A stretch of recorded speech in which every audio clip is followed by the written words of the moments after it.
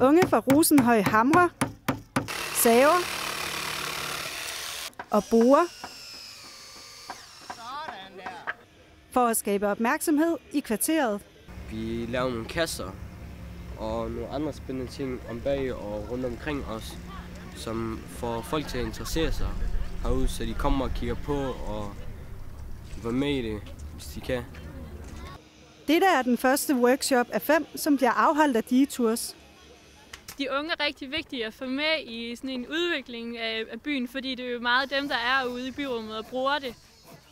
Detours har flere gange lavet events i forhold til byplanlægning.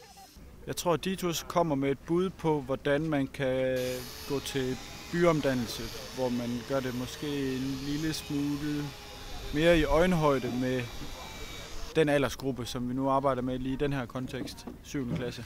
I Rosenhøj-området er der mange grå blokke og ikke ret mange farver. Nogle steder har været udsat for hærværk.